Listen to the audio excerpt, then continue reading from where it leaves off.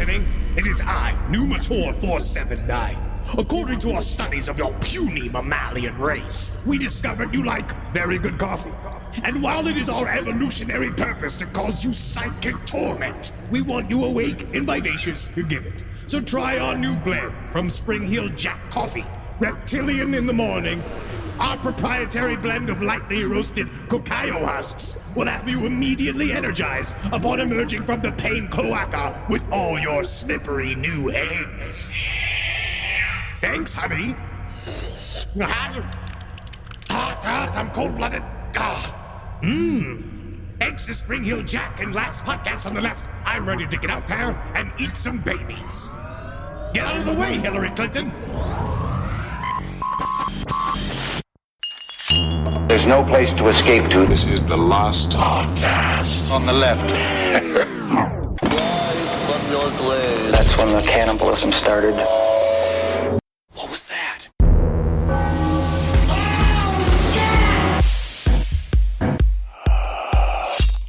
I'm going to start today with a bit of a controversial thought. Please. Obviously, we're going to get to some of the corrections. The various many corrections. It's been a week. What happened? varied? People were wrong? No, never me. I blame society mostly for me. Yeah. All right, which is honestly, it's right on Is task. Anders Andrew? Like, is that their Andrew? Yeah, I don't know. Well, he did use Andrew as a pseudonym, but we'll get to that. Okay, Yeah. cool. Well, Are we sure? I mean, oh my god, oh god. But this is my thinking, right? This is bad kid, sure. Anders Breivik, bad kid, naughty boy. Naughty Yeah. boy, You know, naughty boy. People, punched hard for 4-year-olds. Extremely dangerous. No one knew what to do with him. But imagine if there was just one magical afternoon where Michael Jackson could have chosen Anders Breivik. Right? That's how you actually pronounce it. Yeah. Brought him to Neverland Ranch one time. And had the monkey rip him to shreds. Wait, that would be incredible. Either way, but think about what good it would have done for that little boy to play with the llama. Yeah. Yeah. Go on the train. I was looking at a bunch of old pictures of Neverland Ranch, and let's say it did fall into disarray. And it seemed that he was distracted by a lot of stuff going on. Obviously, he was trying to go back on tour. He was feeling super sleepy. Yeah. He was getting this, I get my milk every night. But man, I just think about that. Like maybe he needed some of that joy. I watched the old Michael Jackson Super Bowl performance that he did. And when he had all of those kids dancing in unison at his whim, I just thought, man, Anders Breivik should have been there. Yeah. And like, man, I just feel like a little bit of joy, a little bit of like could have like helped him. I bet he wouldn't have liked it. He looks like Macaulay Culkin. Welcome to the last podcast on the left. Ladies and gentlemen, I'm Marcus Parks here with Henry Zabrowski. You're not Marcus Parks. I'm Marcus Parks. That's fun. Yeah. No, don't try to forget. Marcus, Henry, you're wrong. I was about to say, all you're trying to do is take all the shit you got wrong last week and put it on me. You got shit wrong too. Meh. I love that. It's fun not knowing anything. Yeah, isn't it nice to stay ignorant? And the know-nothing is Ed Larson. Hello! I'm an idiot. And thank you for saying it. Boogers are delicious. You shouldn't say that anymore because you blew my fucking mind to the top Yeah. of side stories last week. Do you know that picking your nose is giving people Alzheimer's? Is that you? Yeah, I saw that. 91% of people with Alzheimer's pick their nose. I love picking my nose. We love all picking do. my nose. I love it. Yes, yeah, Yeah. man. It's So much. bacteria from your Wash finger. your hands first before you pick your nose. Wear but gloves. No, but that's the thing sanitizer. is that's the great thing about picking your nose. It's an absent-minded thing. I know, but now you got to Unfortunately. think about it just a little bit. One more thing to hyper focus on. And I'm just, thank God I am gifted with the superpower of OCD hypervigilance that allows me to really dig in. I just been snorting fucking antibacterial soap and everything's fine. It gets you fucked up. Cool. Well, here we are at Anders Breivik Part 2. I don't like saying Breivik. It makes me feel weird because I don't like putting the word brave into his name because It's he's a not. fucking coward. It's Fuck not, him. though. Yeah. Also, we could call him whatever the hell we want. We Yeah. can call him Mr. Tushy Pants. He should be Mr. Tushy Pants. I would actually then go as far as to call him Anders Breivik. But he's it's hard because it's Anders Breivik. That's how you get it Norwegian. Yeah, but I'm not going to see. Also, and say, Iceland is not Scandinavia. I talked to my friend Addy this morning, who is an Icelander, and I ran it by him, and he said that Icelanders are culturally Scandinavian, Oh my God, but not that sounds- geographically Sounds Scandinavian. like I'm in the middle of somebody else's manifesto. And that was from a man named Augustin Jorgensen. I don't.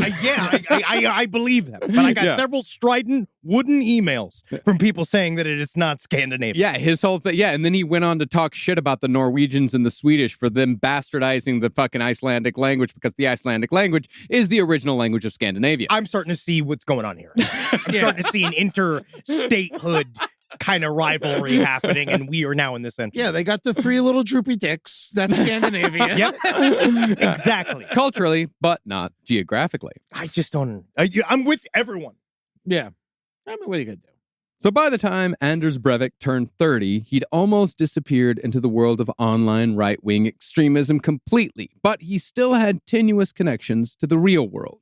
According to former friends, when they took him out for his 30th birthday, the only topic of conversation Breivik wanted to spend time on was the book he was writing. He was such an overbearing bore and piece of shit 24/7.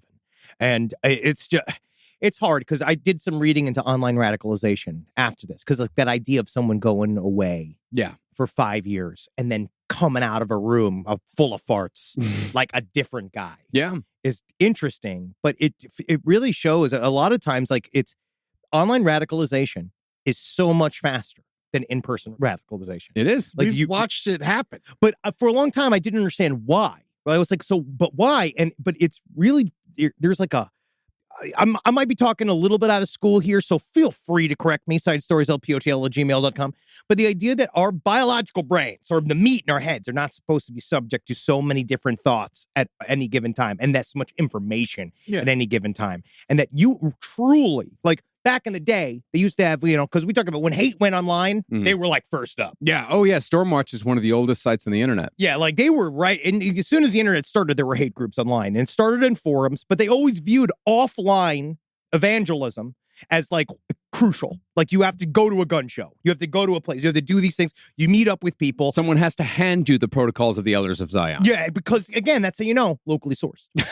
But it's also, we joked about it last time, about how even members of Al Qaeda would like hang out. You know what I mean? They would go and have barbecues and shit and there was like a social contingent to the offline evangelizing of hate groups. Yeah. But then basically it shows that if you're online, it's so much easier because there's no side quests online. There's no hanging out. There's no joking around. You guys are all just talking hate all day long, getting pumped full of ideology. And it ramps up the effects of being in this echo chamber where you have no other thought outside of your little world. Well, basically, it shifts your reality. Yeah. Like you have this own bubble of reality, and that's what Henry was telling me earlier today, is like the more you ingest this information, the more it becomes, oh, this is what the world is. Sure. Like this is it completely, because our brains are trained to do that. Yeah, well, before the internet, there were like checks and balances on what we read a little bit. Well, it's also our reality is created by the information that goes into it and the data. So eventually, if that's the only data that's going into it, that's how you're going to see the world. And then he's going out.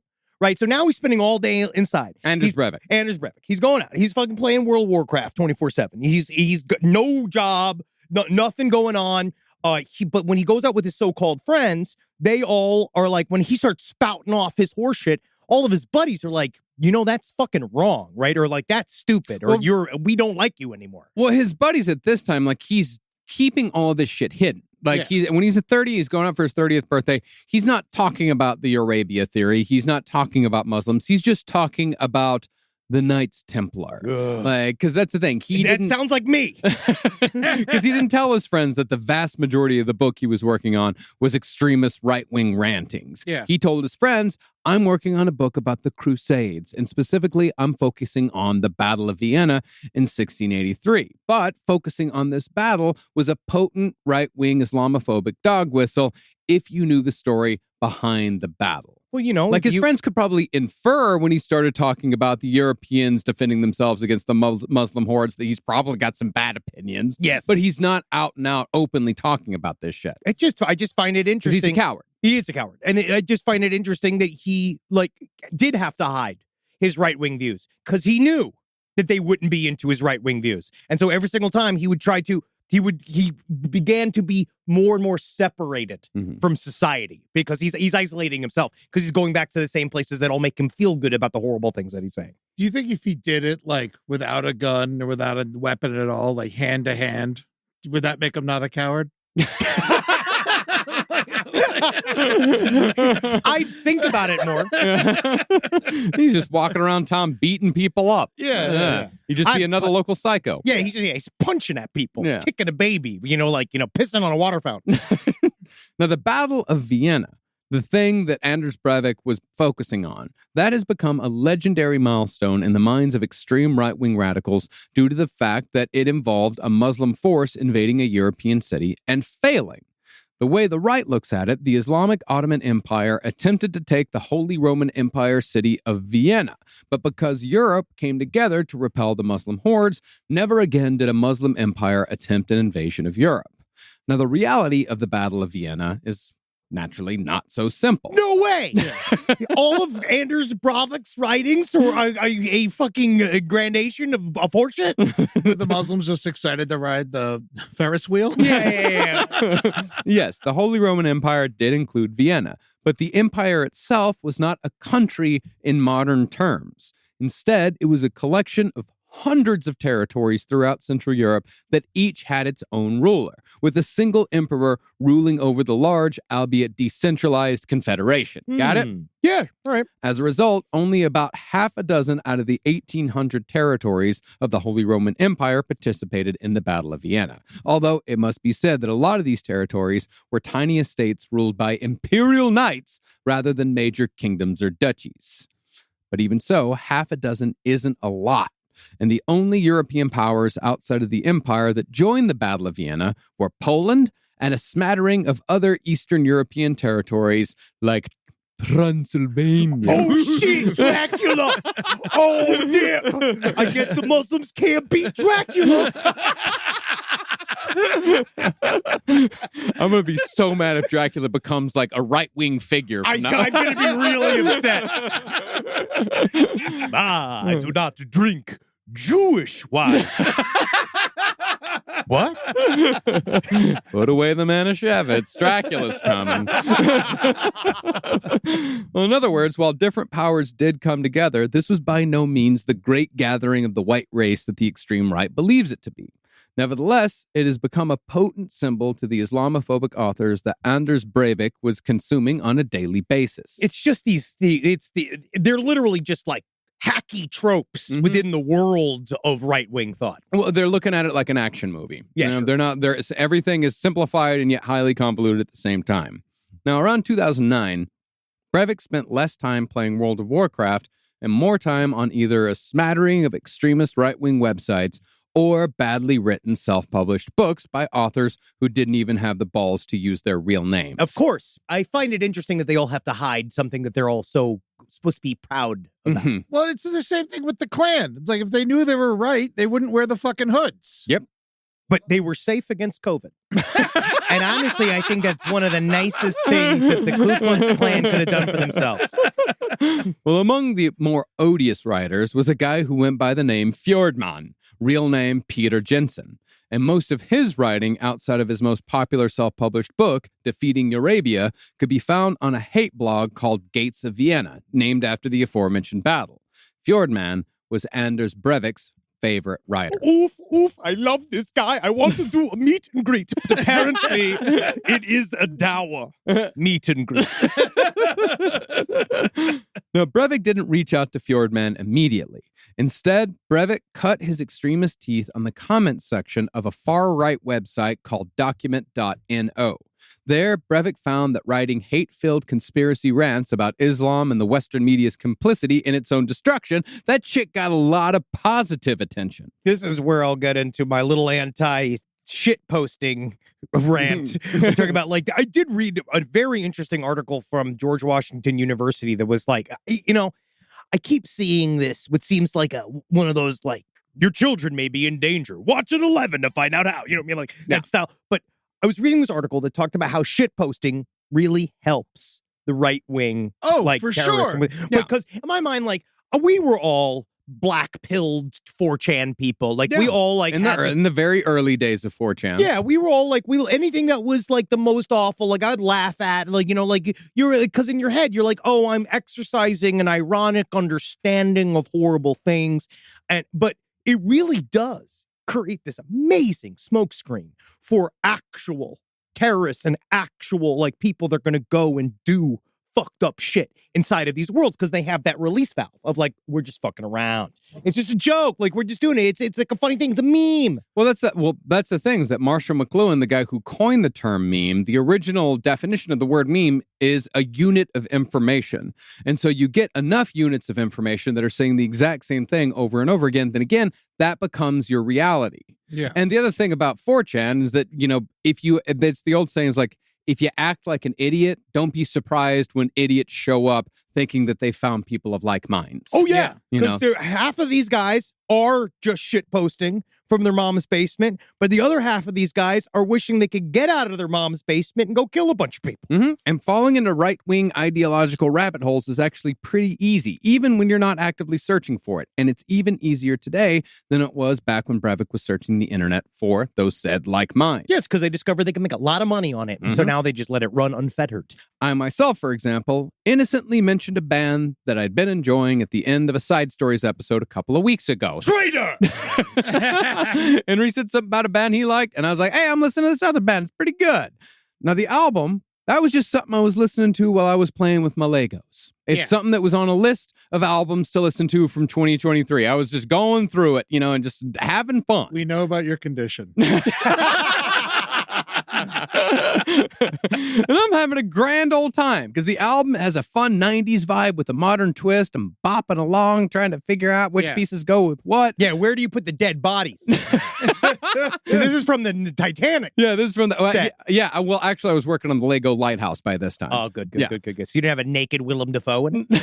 See, you should have built the lighthouse before the Titanic. Then it would have fucking crashed. Do something, not just sit there idling by. But I'm listening to the album, and I'm not really paying attention to the lyrics because they're being sneered, they're being screamed. Like, every once in a while you hear, like, I'm a girl. I'm like, cool, whatever. And the Lego Lighthouse was using the bulk of my concentration. I even thought, hey, man, I'll fucking look it up. Next time they're in L.A., I'll go out and see them. But lo and behold, as soon as I publicly said I liked this band, I was informed that they were pretty much the modern 4chan version of Death in June.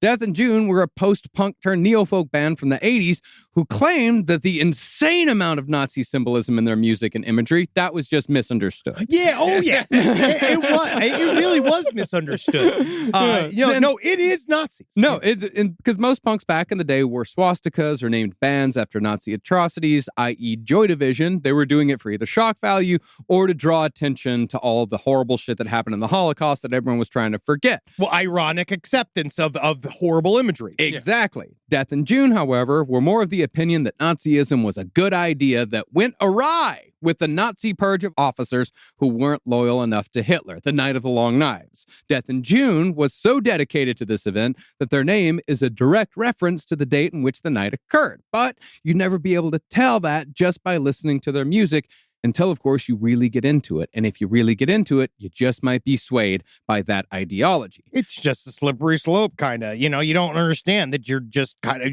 I did notice that Marcus was Zig heiling like a lot. But I thought... Secret Hiles? He was... But I thought he was just pointing to where the dishes were. But this band... This band that I'm talking about, they're not Nazis. They're kind of updated for the times.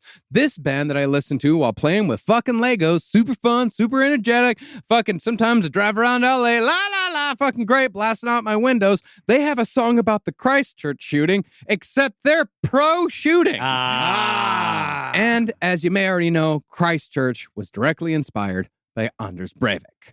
That's all to say that this shit is everywhere. And it's extremely easy to twist your ankle in a right-wing hole if you're not being careful out there. It was like last week. I'll issue my correction. I said the term left-wing fascism, right? Which is technically a fallacy. It cannot exist because fascism is technically a right-wing philosophy. But I should have used the term authoritarianism. Or lunatic. Are they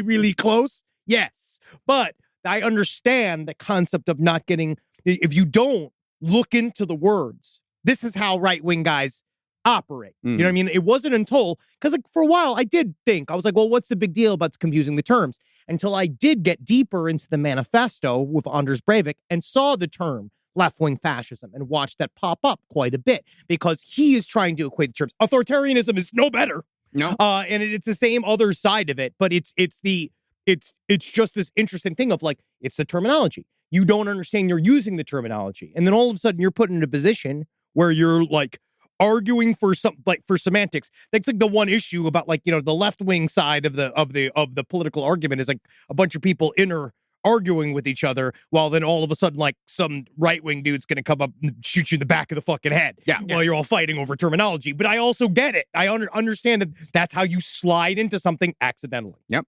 Now, as far as what Breivik wrote in the document.no forums, he took Fjordman's lead and heavily discussed the Eurabia theory that we talked about in the last episode, in which Muslims were on track to replace Europeans with the help of the European elites. The problem with the Eurabia theory is that none of these people can give any plausible reason why the notoriously secular European Union would want to turn their continent into an Islamic caliphate. It doesn't track. No.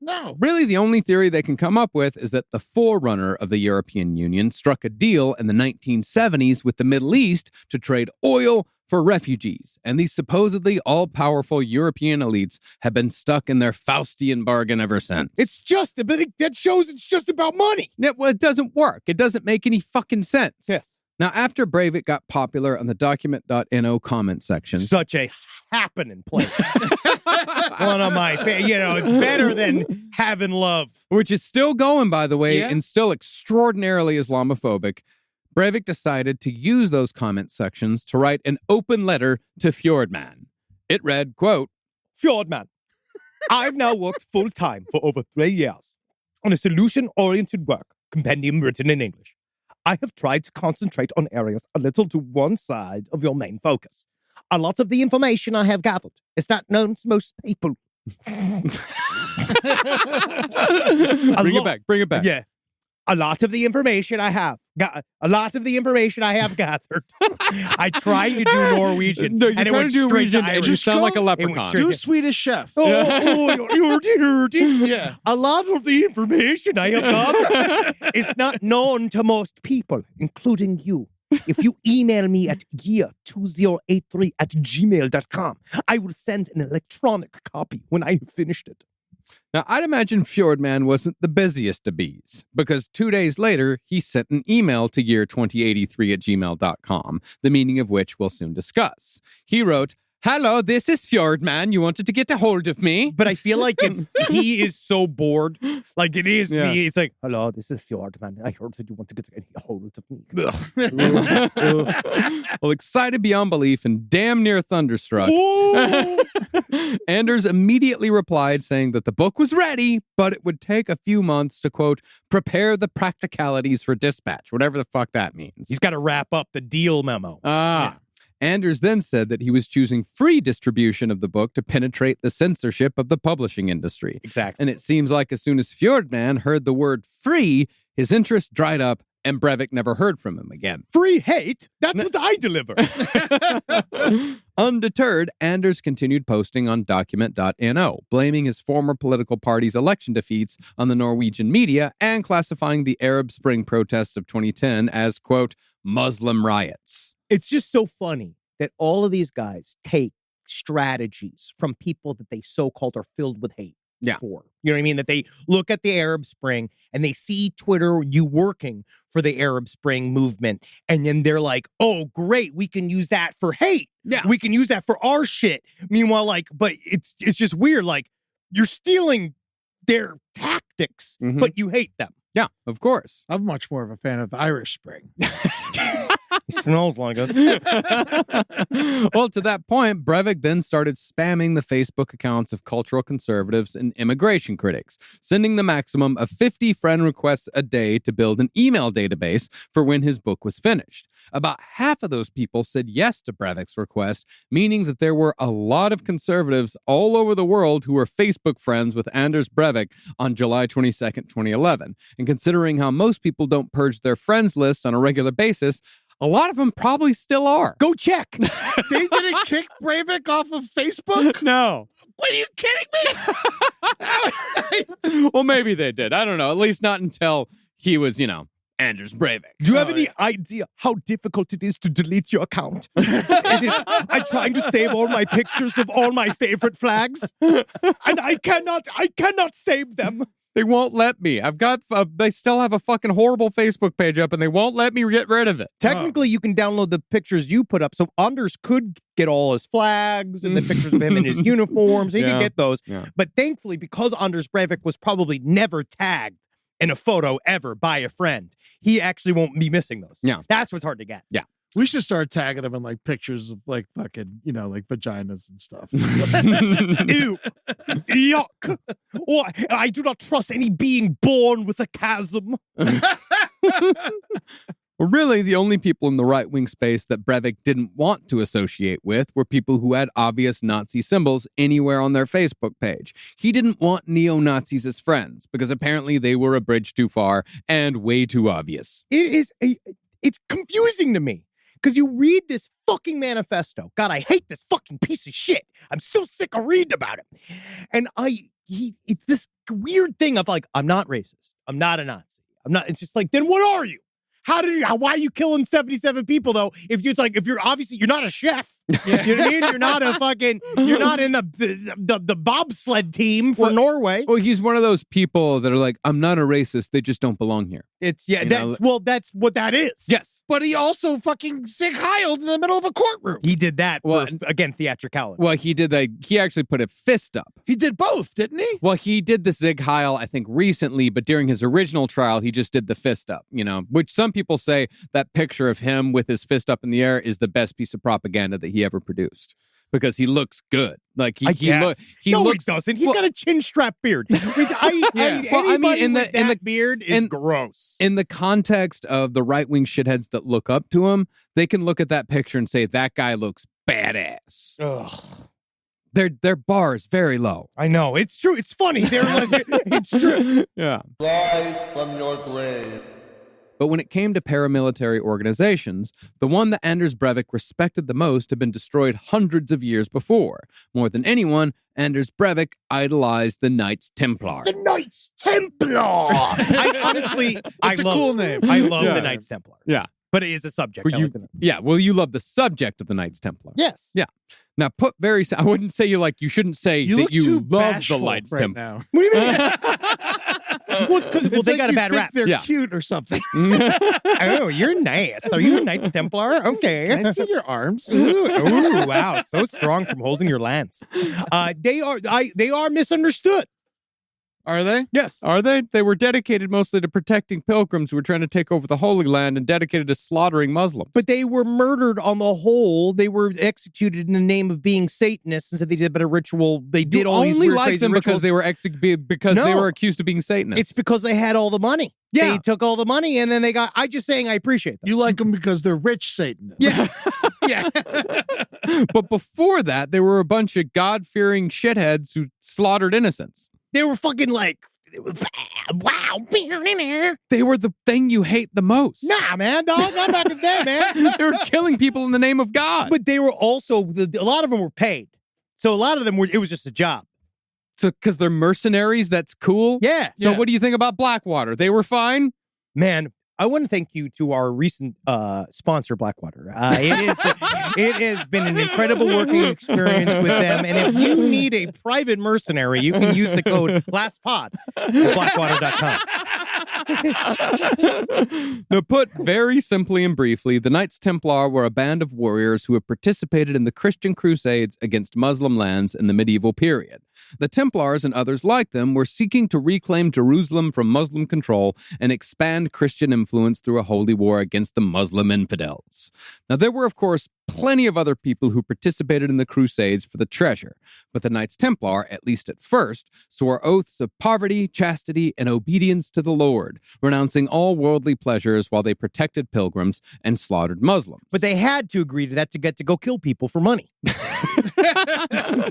Within a century, though, the Knights Templar had become a bloated, corrupt, and extremely wealthy organization that developed an early form of modern banking. They created checks. and in the process became, in essence, the first evil multinational corporation. So you say evil. I still think that so the way they kind of was like they were a very oversimplification of it, and my understanding of it is that they were kind of like the whacking hut of the Crusades. Okay. Where like a part of what they did was that you'd go and they'd kill a bunch of people for you in the Crusades. And then what they would do is they'd get all the treasures, all the booty, right? All the loot after killing all these people. And then they would be like, so the parties they represented, they'd be like, so what we're going to do is we're going to take your precious items and we're going to safely carry them back to the homeland. And then they bring it back. And then you go to show up. You're like, okay, where's all the loot that you guys are going to give me from all the stuff you did? And you're like, here's the thing about it is that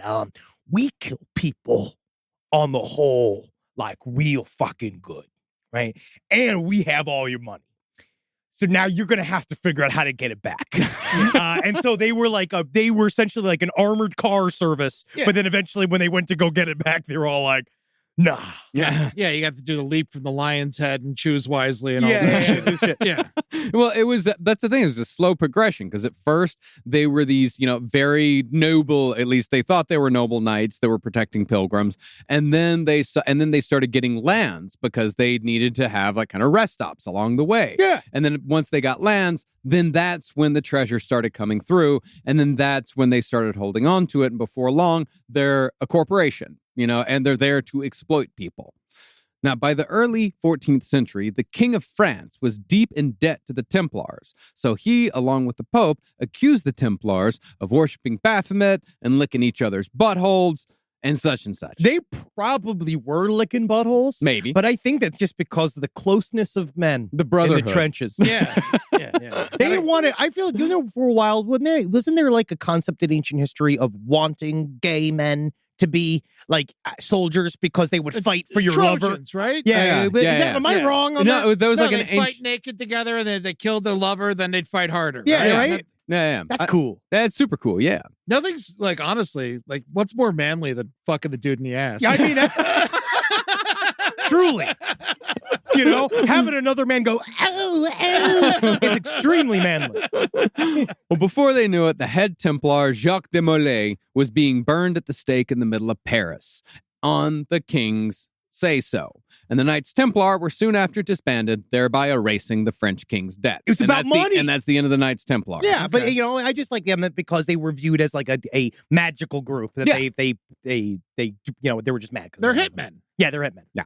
Now, all the later corruption and dirty dealings are, of course, ignored by the far right, because in their eyes, the Knights Templar are the model of noble Europeans who slaughtered the Muslim hordes because it was God's will. Whatever. Anders Breivik would go on and on about the Knights Templar in his book, but he was by no means the first right-wing extremist to use the Knights Templar as a symbol, nor was he the last. I just think they like the name. The Knights Templar, and the imagery is very cool. Yeah. Like, it's very, when you think of a medieval knight, a lot of times you're thinking of a Knights Templar. In the Order of the Solar Temple. Yeah, of course. They were obsessed with the iconography. They kill any dragons? No. That was George. There's a guy named George. He killed the dragon. Oh, okay. They probably killed a couple of fat guys. Well, for a recent example, the wannabe Nuremberg nerds with the tiki torches at the fucking, at the right rally in Charlottesburg, they showed up with shields bearing the Red Cross of the Crusades. At that rally and online, they also appropriated a rallying cry from the Crusades, Deus Vult, which means God wills it. Deus Vult has, of course, since become an alt-right catchphrase and somewhat of an obscure dog whistle. So sick of these fucking nerds. There's so much cooler shit in the world. Yeah, like, what's a cooler thing for a not hate group is going more deep, more deep, more deep. Dude. Super cool. Yeah, that's cool. Yeah. Further back in the past, the KKK have always referred to themselves as White Knights, and they published their own newspaper, not so subtly called The Crusades. And let's never forget that George W. Bush, just after the 9/11 attacks, explicitly referred to the invasion of the Middle East as a crusade, just before plunging us into the forever war. It's like we never learned. Yeah. But when it came to Anders Breivik and the Knights Templar, he, along with all the others, really only cared about the iconography of the order, and of course, the broad implications of attaching themselves to an organization that was explicitly dedicated to the righteous slaughter of Muslims. Is there a German word for the intense devotion to what he calls it's like deep research that's still shallow as fuck. Yeah. Like he does that is a lot of fucking manifesto. It is pages and pages and pages and pages of course shit. But you watch it, you're like, I mean, there's an English word for it. It's called cherry picking. I guess that's what it would be. And then you look at the way he writes it, because then you read it, because in his mind it's all hype, it's all reasonable, and it all makes sense. But I'm looking at it immediately like, oh no, this is a definite interpretation of facts that you have twisted into all these non-words, like cultural Marxism, all this kind of stuff, which is like empty, airheaded bullshit. No, it's cherry picking. It's the same way that a pastor can know the Bible, can have the Bible memorized and know shit backwards and forwards, but can still ignore every single thing that Jesus ever said. Yeah. And it's just weird. Like someone will convince themselves of something and then just search on the internet for days until they finally find one article that proves them kind of right. Yeah. I do it every day. Now, the quote-unquote book that Anders Breivik, quote-unquote, wrote is, in a word, terrible. Very little of the political theory is of his own making, and much of it is plagiarized from right-wing extremists like Fjordman. Tedium is the medium. In fact, Breivik copied and pasted large swaths of Fjordman's works and repeated them multiple times to make sure his point was very clear. But like his hero Fjordman, Breivik was too cowardly to release his book under his own name, instead choosing to use the nom de plume of Andrew Berwick. No, I'm just, there it is. But throughout the book, Breivik blamed most of the problems facing Europe on the left, using a term still popular with right-wing talking heads like Jordan Peterson. Specifically, Breivik used the term cultural Marxism. Cultural Marxism is yet another anti-Semitic conspiracy theory claiming that there is a massive academic and intellectual effort to undermine Western society and replace traditional conservatism with liberal values. Yeah, I hate cultural Marxism means like I never learned how to share my toys. Yeah. Well, he also used words. He uses words that mean nothing. Multiculturalism. We see it now. Alex Jones, globalists, right? Like this concept of this giant conspiracy to destroy all national identities. Yeah. And first of all, who cares? I don't who possibly fucking care. But it's like all of the terms are all like mysterious, and they all like don't mean what they say that they mean. Like cultural Marxism makes no sense. Like I know that they do sort of like in Marxist like thought, there is like they want you to have, there is like a culture idea in it, but not like this. No. Well, cultural Marxism is all an attempt to destabilize Western society for reasons that are unclear and constantly changing. As far as the anti-Semitic angle goes, these ideas allegedly sprouted from an institute for social research called the Frankfurt School, and the intellectuals who created them were allegedly Marxist Jews. Basically, cultural Marxism is an umbrella term for anything the far right doesn't like. Yeah. To them, anything that isn't based in traditional Western values and doesn't place the white man at the top of the heap is, in effect, cultural Marxism. They don't even like belly rings. Yeah, kosher hot dogs. Can't handle it. Yeah. They can't. They don't want to see. To be honest, if they could, they would take Zendaya and they would cut her up into 1,000 Dude, pieces. leave Zendaya out of this. I'm saying that this is what they want. This is America's princess. I know. We must protect her. Yes. We have to find out where she lives. Yeah, let's go to her house. I think we need a post in front of her house to protect her. And if she comes out and asks her what if she asks us what we're doing, we're saying we're protecting you from the Knights Templar. Yeah. Madam Zendaya. Yes, I have my sword. And I have my axe. Yeah. Yes. And my bow. Where do you come from? I was in your bathroom. Feminism, for example, is a prominent feature of cultural Marxism, as they say. It's the reason why you can't find an obedient housewife. That's the reason. But it's also why you can't get a job, and why you don't do well in school, Wow. and why you don't feel masculine. Man, it fixes everything. In other words, the theory of cultural Marxism tells you that it's not your fault that you're a fucking loser, while also telling you that you're a superior specimen by virtue of being born a white man. It reminds me of the Mandela effect. It's like, oh, it's an excuse why I'm an idiot. Yeah, it doesn't. I just remembered wrong. I didn't know the information. Yeah, paradoxically, though, they aren't quite superior enough to figure out a way to not be a fucking loser. Yeah, that's curious. Isn't that the weirdest thing? Yeah. Yeah. Instead, Anders Breivik and other men of his ilk become focused on simple destruction instead of the hard work that goes into actually creating something, into actually making something of yourself. I'm going to give you a little slice of what I had to read to kind of understand a little bit more where Anders Breivik comes from. How much did you read of it? A couple hundred pages. Wow. Yes, He does not deserve that. I just pounded through. I go in there. I try to walk the walk of some of these pieces of shit. Yeah. And then you'd be surprised what goes in and what comes out. But so he did his own questionnaire of himself, his own personality questionnaire at the bottom of this. And he was just like, in it was like an interview with the head of the Knights Templar, an organization, blah, blah, blah. Yeah, we're going to get to that. Yeah. But this is his answer to question. But doesn't it worry you that 95% of all Europeans will openly detest you and call you a murderer and a terrorist? Answer. It's human nature to be selfish, to seek admiration, love, and affection. This is why very few people have the self-insight, the ideological and moral confidence and strength to act selflessly on behalf of their own countrymen on their own initiative without a solid hierarchical organization or country supporting and encourage them. And that's why he shot a bunch of teenagers in a park. Cool. Yeah.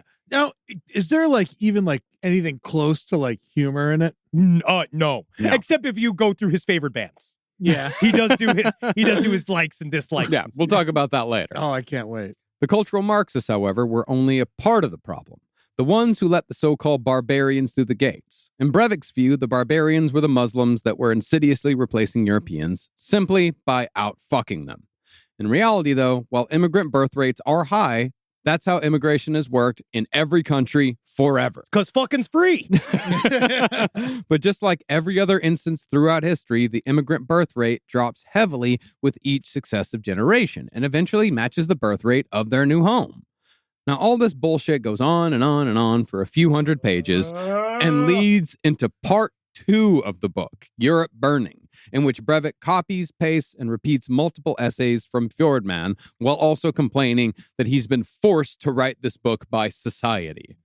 This method, however, is the same propaganda technique used by right-wing extremists for decades. By repeating his arguments over and over, Breivik was aiming to inspire others to take up his declaration of war against Muslims, and was evidenced by the 51 Muslim bodies at a mosque in Christchurch, New Zealand. It did work at least once. And that's not even counting all the people who read his shit, believe it, and don't kill anyone. Above every other repetitive phrase, however, was the Thomas Jefferson quote about the tree of liberty being refreshed by the blood of patriots and tyrants. This was the same quote Timothy McVeigh used before murdering 168 people, including 19 tyrannical children in Oklahoma City in 1995. I hate him so fucking much. Which one? It's all of them. I hate him so fucking much. I don't think we've talked about one cool person this entire episode. Hey, Ahmed. Oh, yeah, Ahmed. Ahmed. But we only talked about him last episode. We haven't talked about him this. We're about to talk about him right now. Ahmed seemed fine. But it's the ideological part of the book is where he fucks up. Because I think, truly, may sound like a bit, but if you really wanted to be effective, you would have been making memes. Because memes are a way to kind of catch people. It's bait. Well, this is before memes really became mainstream. It was like 2010. He's doing this around 2009, 2010. It's not quite there yet. It's not quite there yet, but, still, he could have been at the top. Mm-hmm. If he did Pepe, there'd be 9 of these. I honestly feel so vindicated for hating memes my entire life right now. Wait till you see what emojis do. The third part of Breivik's book, though, what everything was leading up to, was his bloody, severe manifesto. Made entirely of his own writing, Breivik described exactly who he was going to kill and how he was going to do it. He wrote that he was going to perpetrate a bombing followed by a mass shooting, with the targets being not Muslims, but Norwegian journalists and cultural Marxists, i.e., a bunch of white people. These people, he said, were being charged with complicity in the cultural genocide of the native inhabitants of Europe by allowing a Muslim invasion. And punishment of these so-called traitors would depend on a ranking system that Breivik designed himself. Why do they all have a ranking system? It's these fucking nerds! Because they have no clue of subtlety. They don't know. Everything's black and white to them. Yeah. Everything's black and white. Everything can fit into a category. That way they don't have to use any of their critical thinking skills. It's also, it kind of matches a little bit like the concept of racial sciences, where if you put it in all these kind of brackets and graphs and data and statistics, it looks like it's official. Mm-hmm. Yeah. Do you think he didn't go after Muslims because he was actually kind of scared of them? Yeah. Yeah, absolutely. But he also, You want to go after a bunch of unsuspecting people. Yeah. He went after kids. Yeah. Yeah. Well, Class A traders were leaders of political parties, unions, cultural institutions, and the media. Their sentence was death. Class B traders were the less important cultural Marxists, also sentenced to death. The comedians. Class Bs, those were the teenagers and young adults he would slaughter on Utoya Island. Class C, however, would be those who aided and abetted those in classes A and B. Those people would receive prison sentences and fines unless they capitulated before the deadline, January 1st, 2020. COVID. How did he know? Oh my God. The Knights Templar. Secrets of the Knights Templar. That date, Breivik imagined in his fantasy world, would be the date when the mass deportations of Muslims would begin, unless they converted to Christianity, got baptized with a Christian name, and never spoke their native languages or celebrated their native culture ever again. And that's where Anders Breivik said the Nazis went wrong. Is because what in the manifesto, he said that the Nazis had a really big grand plan of deportation, and they were going to do mass deportations. But we, as the avenging Allied powers, we didn't allow them to leave. We were too busy fighting them. I've heard that argument before. And so there was nowhere for the refugees to go. And then the Nazis, their hands were tied. And so they had to kill everybody because but all they wanted to do was ship them out, which is, I don't think was real. Yeah. Now, Breivik imagined that his attack on Norway would kick off a civil war in which autonomously functioning secret cells would perpetrate shock attacks. These secret cells would be who else but the new Knights Templar. Whoa! New formula. Same. Great taste. This civil war would go until the year 2030, which is when Phase 2 would begin. From 2030 to 2070, the Knights Templar would begin collaborating on more advanced tactics to prepare for the final coups of all the governments in Europe. All of them. Phase 3, after the coups, would feature the executions of Class A and Class B traders, which is not coincidentally also the endgame of QAnon. All this shit touches tips. But in Breivik's war, these executions would go on for 13 years until the year 2083, which gave him the name of his book, 2083, A European Declaration of Independence. From 2083 on, there would be peace, and the revolutionary brigades of cultural conservatives could finally build the ideal society, which sounds like a fucking nightmare. As it always does. I love killing people in the name of peace. This is the thing he constantly says, which is, it feels, I don't know if that's always a right-wing thing. Like, if it's always this concept of, we are saying the crimes that we're doing out loud, that we are the guys. We said it in a text exchange before. It's like, it's hard that when you have to keep telling everybody you're a good guy. Yeah. Because like most of the time means you're a bad guy. Almost always when you're saying like, we're the good guys, that means you're the bad guy. Yeah. And he's wrong. The lone actors in digital environments is this paper I read, which has a lot of this stuff in there. But I also find it because often I'm a lone actor in the digital environment. Yeah. You're talking about your failed Zoom auditions? You understand each opportunity to get in a room I'm thankful for. Yeah. You know what I mean? Even if it's digital. I get it. You're not in a room. I'm in my room. Yeah. Zoom and gloom. Well, in Anders Breivik's society, actual factories of surrogate mothers would be set up in countries where rent was cheap, and unsuitable parents would lose their children to patriots who would raise them correctly. This is almost exactly like the Nazis' Lebensborn breeding program, down to the requirement of producing at least 10 blonde-haired, blue-eyed children. A couple of members of ABBA are a result of the Lebensborn experiments. Yeah, well, they're very attractive. Super talented. You know, it's the same shit though, because he then called Nazism an effect of left-wing politics, which is what they do, where it's like it's the same shit. Well, that was exactly what that band Death in June were saying, is that, you know, like before the Night of the Long Knives, there were some pretty good SA officers that were really into some left-wing stuff that was pretty good. Yeah. It was like, fucking Christ, man. Just like Hitler, though, he doesn't have blonde hair. Yeah, no, Anders Breivik does. I thought it was more like brown. It's sandy blonde. Yeah. It's blonde enough. Blonde enough. Yeah. Shit fuck brown is what I call it. Have. Yes. Well, in Breivik's world, society would be chaste and sexual abstinence would be the norm. Lame. Divorce would be penalized, and fathers would be the defaults for custody of children. I say only women should have the children, and divorces should be mandatory. Yeah, and how are you going to have more kids if you're not fucking? Well, that's the thing, is that all of the kids are produced by the factories that are probably in like fucking Slovenia or something. Oh, okay. Yeah. Well, all of this, of course, the fucking chaste society, the sexual abstinence, fathers having default custody of children. This just sounds like Breivik's own fantasies for what he wished would have happened when he was a child, even though his father fucking despised him.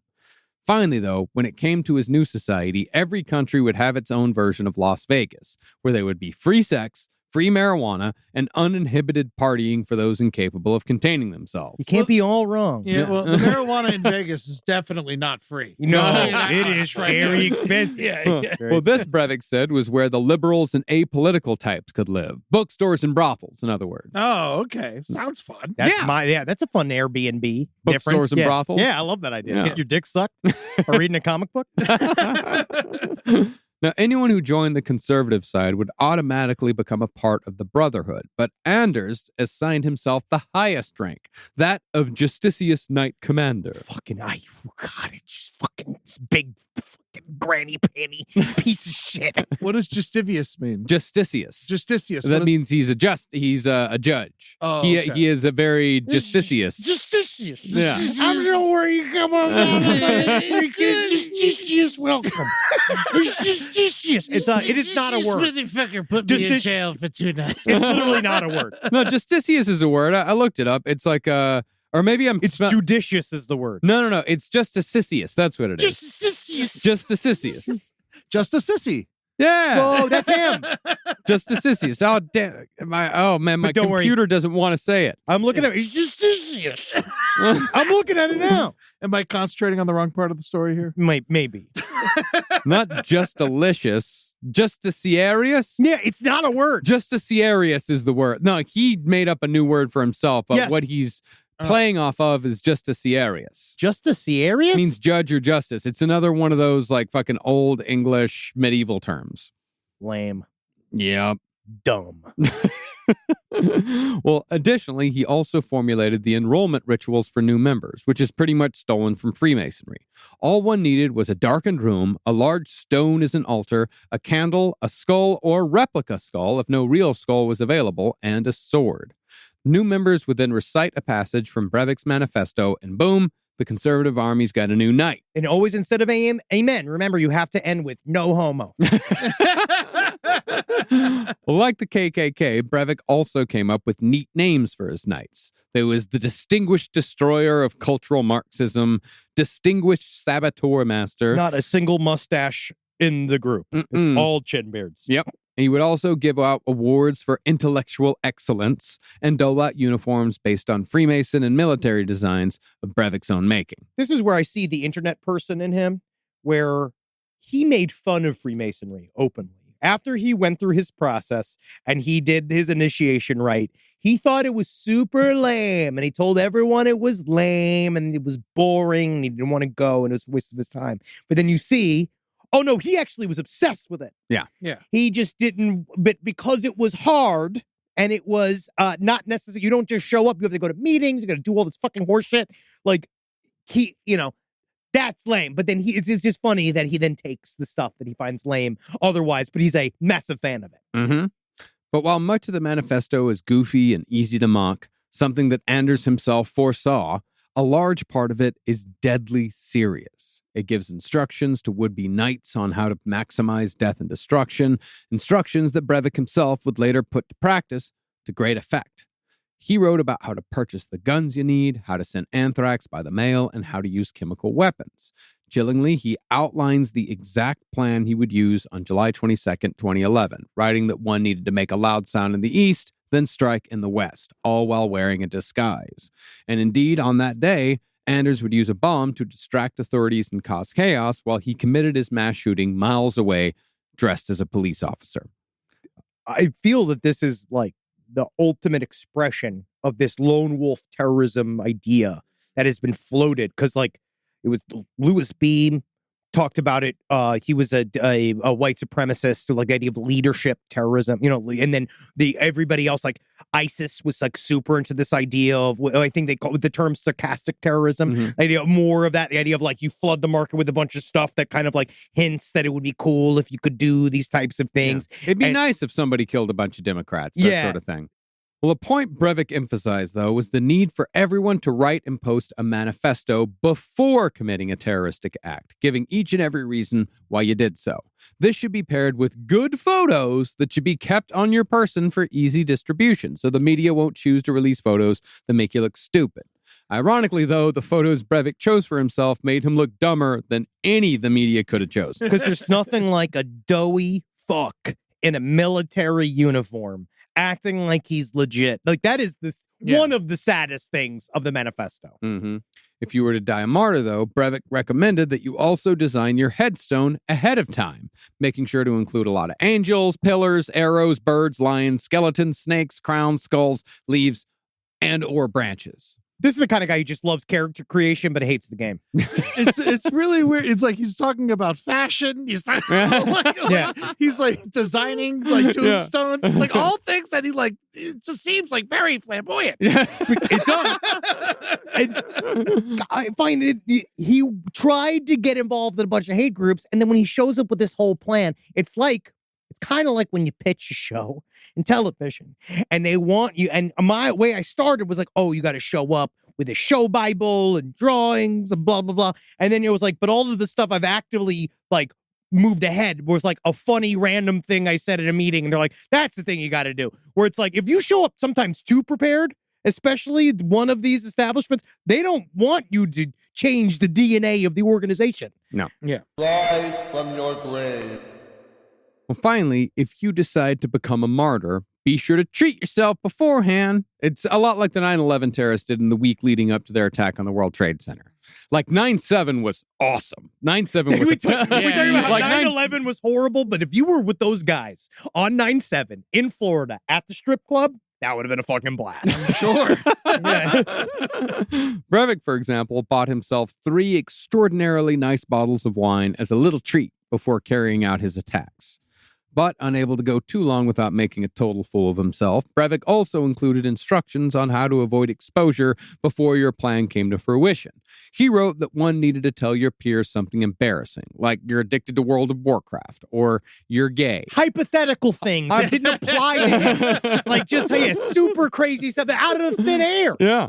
Breivik himself used both of these tactics, but he found the second method, the coming out gambit, to be hilarious. Yeah. He said it was hilarious because he made sure to say in his manifesto that he was most definitely, absolutely, without a doubt, no questions asked, 100% hetero dude. Yeah. Dude, he's so a much that he doesn't want to be around women ever. Yeah, he doesn't believe in premarital sex, and he thinks that women should be dressed in like sacks. Yeah, let's make a society where no one has to have sex with women ever again. And they only have to because the state is making them. Yeah. And then because then he would be forced to. Yeah. Heterosexual people tend to like women. In my experience. Not all. There are plenty of heterosexual men who fucking despise women, but not a lot of them think that women are icky. But a lot of times it seems like Anders Breivik thinks that women are very icky. He is. That's why I made a comment last episode about like he might be gay. Yeah. But then I do understand why like obviously being gay is not like a part of his crimes, and it doesn't mean anything necessarily. I'm just saying it because I hope in some way he hears this and that he gets, because I know he's going to be really, really mad about it because he takes himself very, very seriously. Is this show available on PlayStation? I mean, it's available in Norway and he has full internet capabilities. He literally can. Someone send this to him. Yeah. Please, Yeah. if someone could send this to Anders Breivik, that'd be great. I think his email's like andyb@hotmail.com now. And if you're listening, I want to lick your asshole. Let him just suck your dick. Listen, if he fucks you, you're not going to be filled with hate anymore. You're going to be filled with common love. But speaking of personal traits, Breivik ended the manifesto with a small, self-serving biography in the form of a conversation with himself called Interview with the Justiciar, Knight Commander of the PCCTS, Knights Templar. It's extremely so sad. Yeah. It's so sad. This interview with himself begins with his own version of his family history, in which he obsessively talks about the sex lives of each of his family members. This included his sister's alleged chlamydia infection, his stepfather's proclivity for Thai sex workers, and his mother's herpes infection. This was paired with estimates for how many sexual partners each family member had, ranging from 40 to 500. As far as his stepfather went, even though he'd given Breivik's mother genital herpes, Breivik thought he was, quote, a very likable and good guy, if a primitive sexual beast. It's fascinating because he changes his childhood. He adds all and it's the way he views Jens. I forget how he pronounces it, but Jens. like his stepfather, like the one that he always wanted to be with. Or his father. That is his biological father. Jens is his father. He wanted to be Jens. Jens he wanted to be with Jens. And he was so in there. That's like I never feel sympathy for him.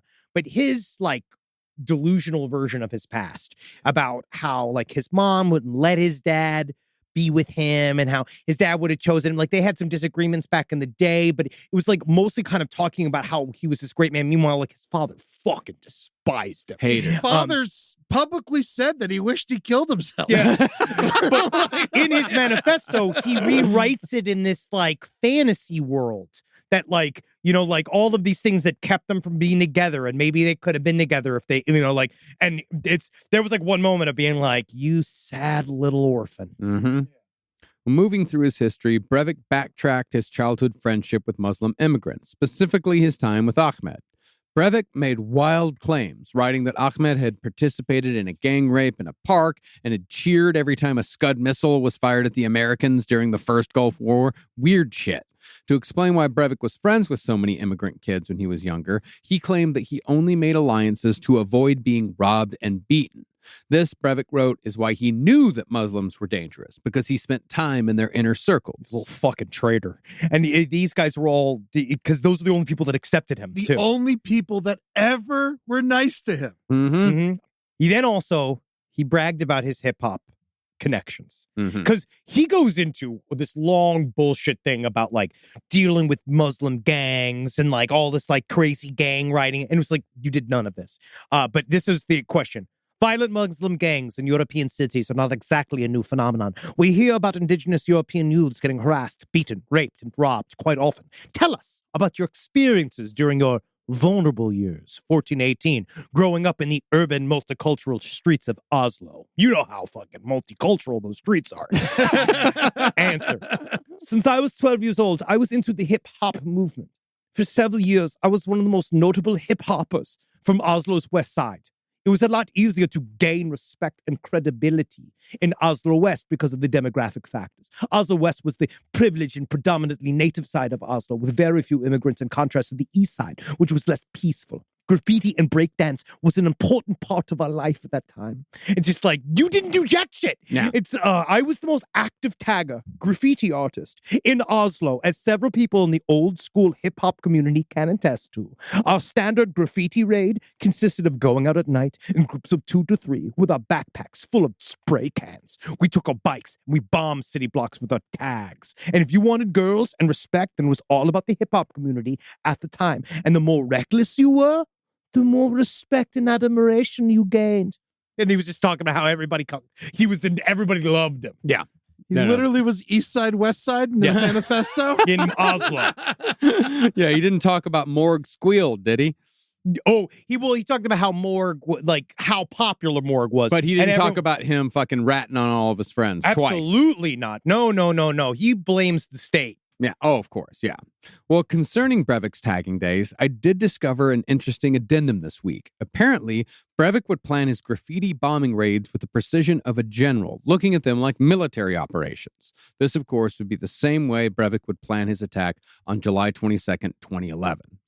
And it's all because no one asked him to do this. No. So he showed up with all these big, crazy plans, and they're all like, Anders, this is fucking dumb. Yeah. We hate this. Yeah, this is awful. You're taking all the fun out of it. You also just got here. Mm-hmm. You're acting like you're a toy, acting like a king. But to top off his 1,500-page manifesto, Breivik aped the profile format of celebrity magazines. He named his interests, like snowboarding, fitness, bodybuilding, running, and women's beach volleyball. He liked women's beach volleyball. He didn't even watch Top Gun. He hated men's beach volleyball so much. Yeah, that's how 100% hetero I am. I watch ladies volleyball, and I love when they get covered in sand.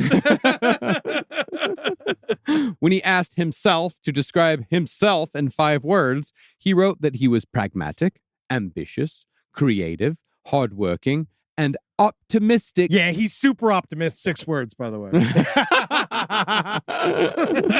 Now remember, the entire time that Anders is writing all this, he was living in the spare room at his mom's duplex. And since he'd isolated himself from whatever friends he'd made in his 20s, the only person he spoke to face was his mother. Also, one of the other truly saddest things was the fact that he kept writing as if the Knights Templar was real. And that his group was like, he met with the secret guys that trained him, and that he went and they were like, they had to check they had to like do a background check on him, see if he was legit. And he went to all these like recruiting areas when he was like 15 years old. Yeah. And it's not real. None of it's real, yeah.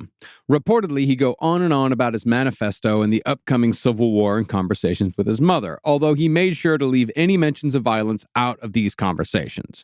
Nevertheless, he began having extreme mood swings because he started taking steroids. That did make him violent, in addition to being surly and distant. In those last couple of years in his mother's duplex, Breivik would demand that all his meals be brought to his fart room, and he'd leave his dishes outside the door when he was done so his mother could clean up after him.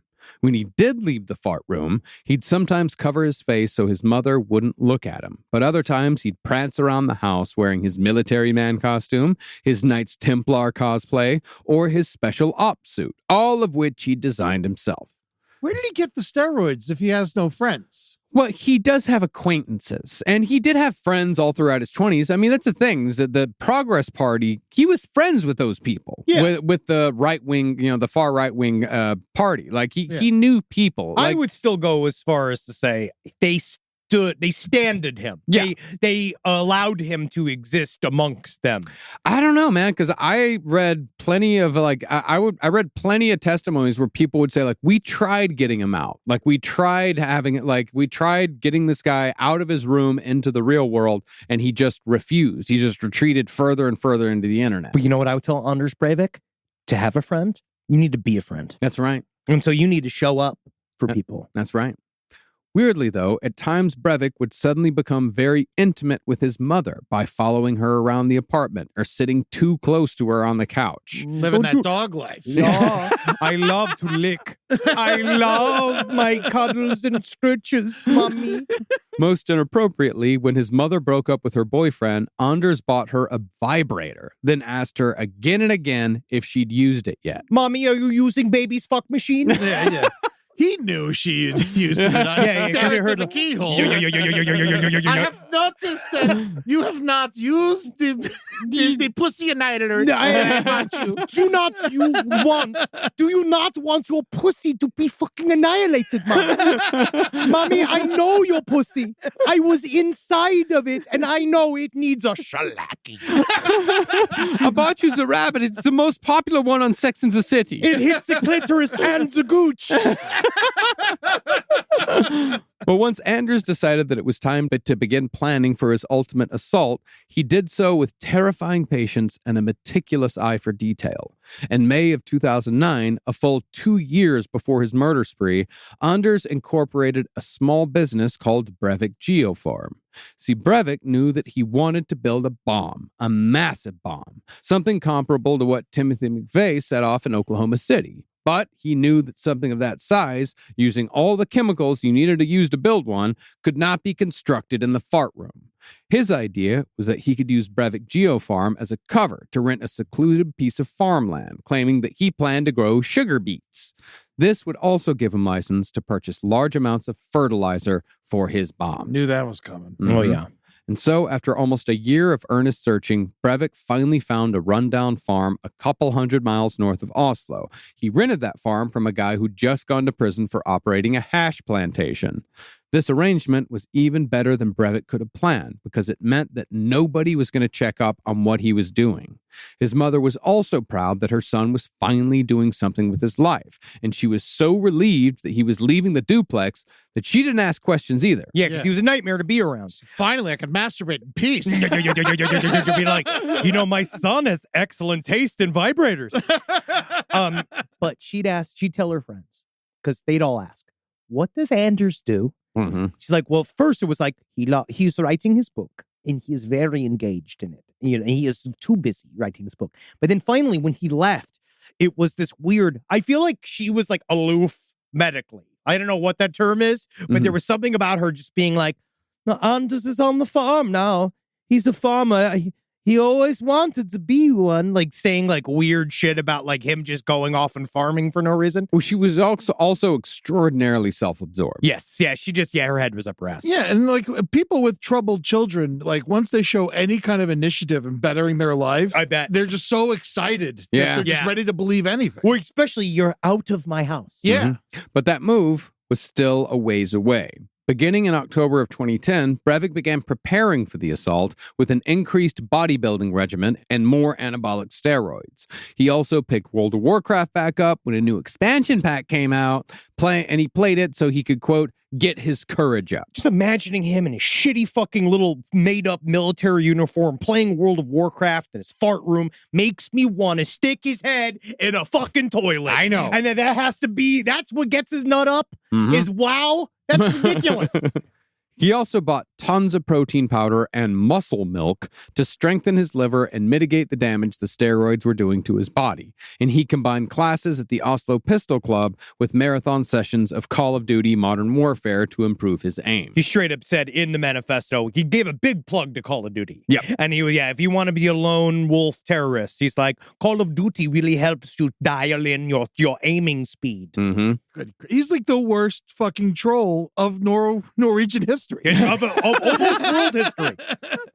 He also began ordering elements for his bomb, using YouTube videos as instructional aids. Sourcing the myriad ingredients from multiple countries to avoid suspicion, he also began ordering elements from the bomb from multiple countries to avoid suspicion. He almost did too much. Yeah, and he also used YouTube videos as instructional aids on how to build the bomb. But in between building the bomb, Breivik continued the narcissistic documentation of his journey, his struggle, if you will, by editing a quote-unquote film that advertised his plans and his manifesto. Long, boring, and pointless, Breivik reportedly cried when this so-called film was shown in open court during his trial. But after he had enough materials to begin constructing the bomb, Anders moved to his farm on April 5th, 2011, 3 months before his attack on Norway. Over the coming months, Breivik would work day and night on his bomb, breaking only to eat at local restaurants and to marathon episodes of True Blood, Rome, Dexter, and The Shield of all shows. The Shield was his favorite show. He loved The Shield. Really? Yeah. Was it Michael Chiklis? Yeah, the commish. Yeah. Was that Shield or the Michael Chiklis? Was he NYPD Blue? No. That's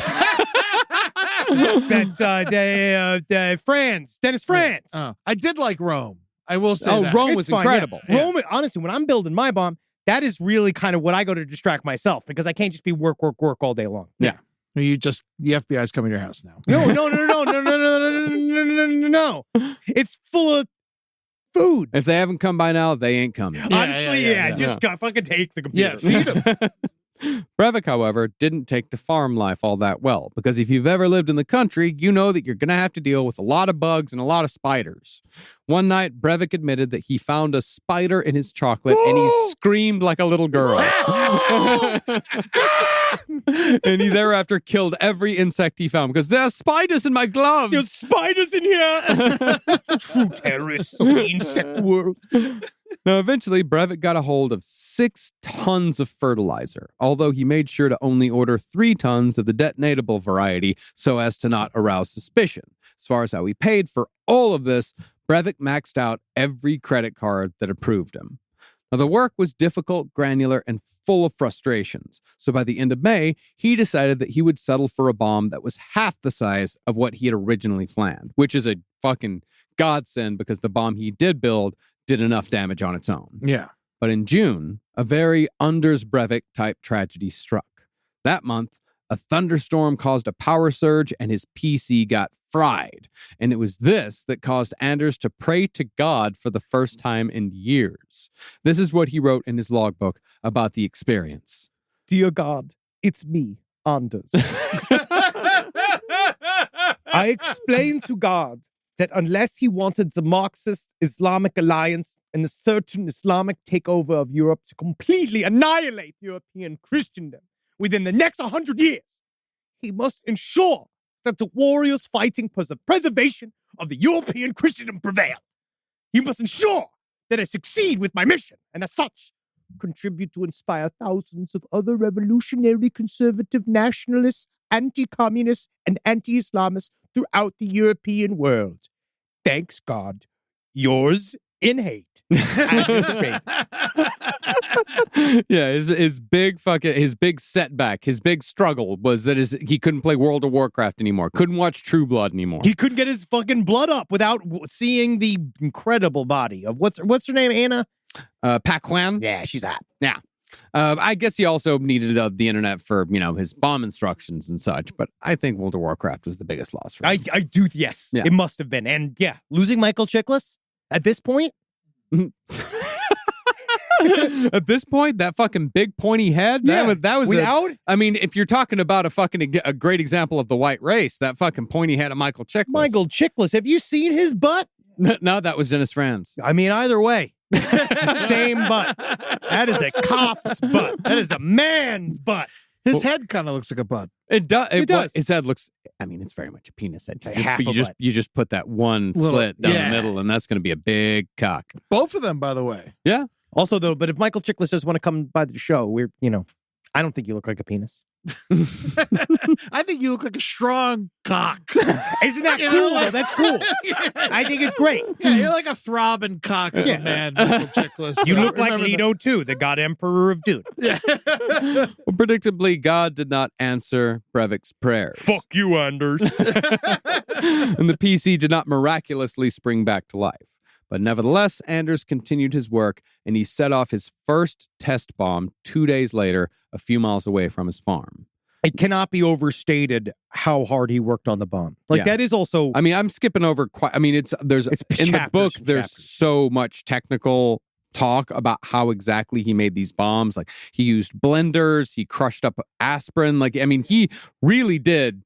he worked for, he was on that farm for 3 months. Oh, well, I guess 70 days. But he worked up until that point, amassing all of the stuff. And then it took 2.5 months. And learning how to do it and yes, shit. and doing all that kind of shit. Yeah, it's always like the people you don't want to work hard do. Mm-hmm. And you could have worked hard on anything else. There were so many ways that he could have used this initiative. Anything else. So many different avenues. You could have been a competitive World of Warcraft player and have made money. I don't think they do competitive World of Warcraft. They absolutely do. For money? Oh, yeah. Anything that can be played. Now, is this going to be, you think if the computer doesn't crash, he just plays World of Warcraft forever and never does any of this shit? Maybe. Or maybe he oh, God. Just Do we blame the weather? If he met the correct man that just could have kissed him the correct way. God, who knows? He could have been a fashion designer. This could have been, Jens could have done that for us. What do you know? Yeah, the best. Oh, yeah. 2024 Arena World Championship. It's big money. Wow, they compete for their share of $900,000. That's all in total prizing. He across the literally year. was good enough at it. That was like the one thing he could have done. I don't know if he was that good, though. I got a feeling he was a grinder. Like I said last episode, he just ground and ground and ground until he was overpowered enough. Can I ask, is there an inherent skill in World of Warcraft that you would need to have? Strategy. Yeah, if you're the head of a guild, then you really do got to know. He did know strategy. And that's the thing about it, is that he used that strategy to commit his fucking horrible crime. So yeah, ban these games. Yeah, the game should be banned. No, that's the thing. He did have an incredible mind for. At the end of the day, he did have an incredible mind for strategy, which could have been used for anything else. Honestly, we could use it for our marketing team. That'd be nice. On July 2nd, Breivik's mother, Vinka, visited the farm, but all Breivik did was complain that he was an ugly boy. So he needed more cosmetic surgery. He needed veneers for his teeth. I'm so ugly, mama. He then drove her home, and they shared a cigarette on her Finally, balcony. he's right. Yeah. Man, can you imagine sharing a cigarette with your mom like that? Like you just had sex with a sex worker, and you're both, you're both French, and you're just like sucking on either end. It's weird. Yeah, it's weird. Well, on that balcony, he demonstrated just how fragile his masculinity really was when he told his mother, "Don't stand too close to me. People are going to think I'm mentally challenged."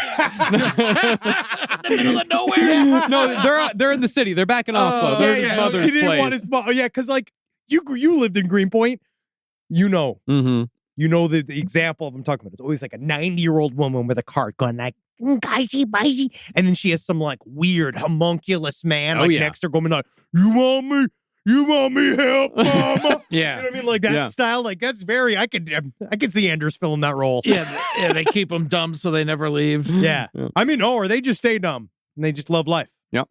But speaking of being at least socially challenged, Breivik reportedly got into an altercation with a well-meaning Norwegian less than 2 weeks before his killing spree. While on a train to Oslo, Anders started talking to a guy next to him about the Eurabia theory. This poor man responded politely with reason and actual facts, but Anders quickly lost his patience and began screaming on the crowded train that this guy was a communist. And you're like, yeah, it's Norway. Yes, I'm a card-carrying member of the Communist Party. I do not feel that it is I wrong. vote communist in every election.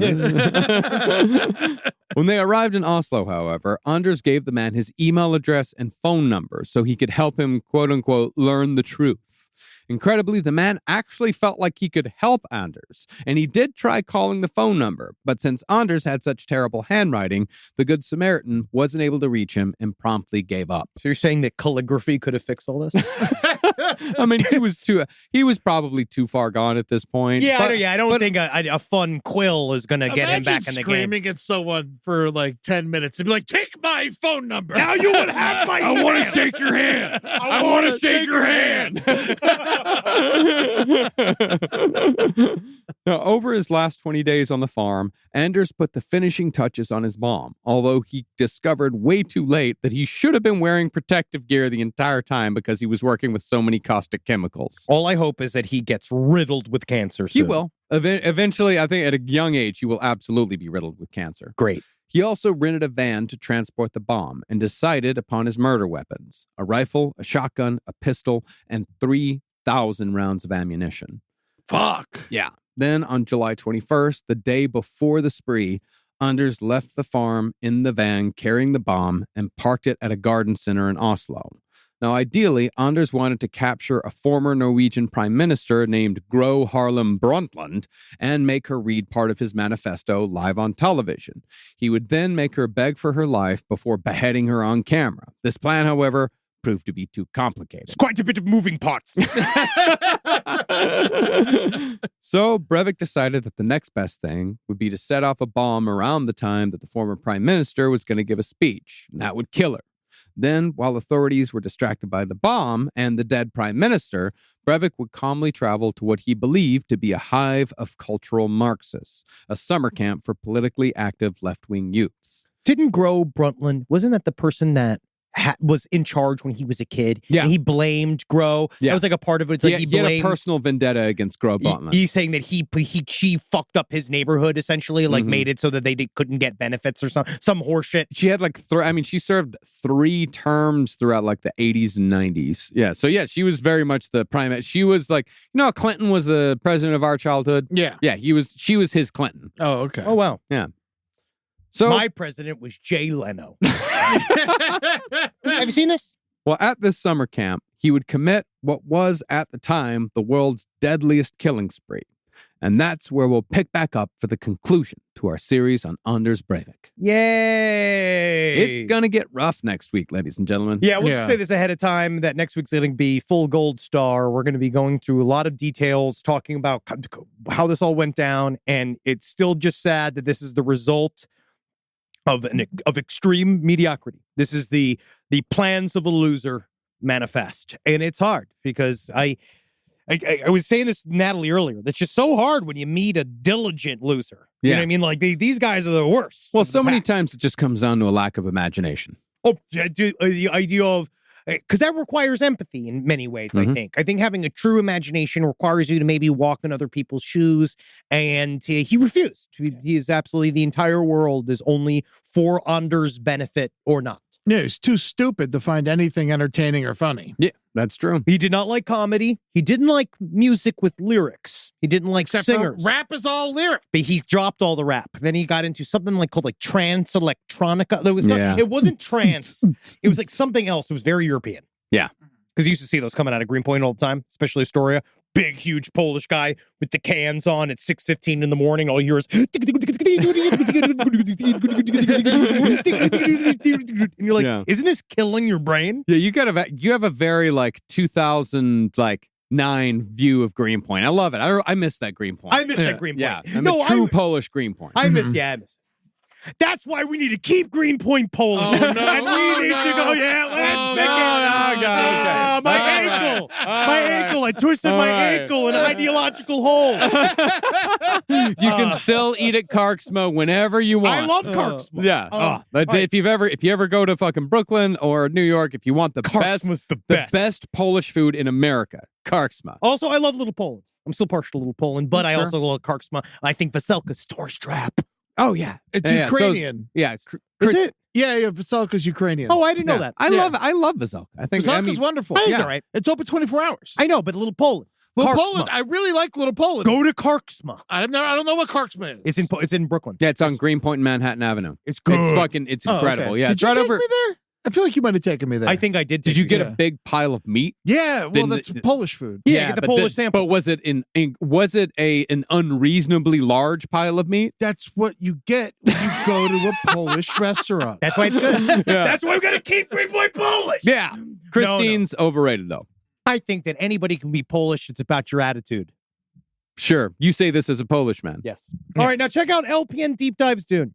This week you will be energized by a special piece of material putting out next week with somebody who's intrinsically part of the new Dune and also is a friend of the show. But I want you to go check out the LPN Deep Dive Dune. There are a lot of people talking about it because Dune's in the air. You can smell it. Yeah, and Dune man! Dune man! Yeah, all you rude Duners out there. Duners rise up! LPN Deep Dives has its own feed now, so you can go check it out. Just type in LPN Deep Dives Dune. Wherever you get your... Do it, dude. And then for me with your worms. It doesn't rhyme. It doesn't rhyme. Sand me. No, you're ruining some Spice memories. me up with it, your mind. You're ruining Samba.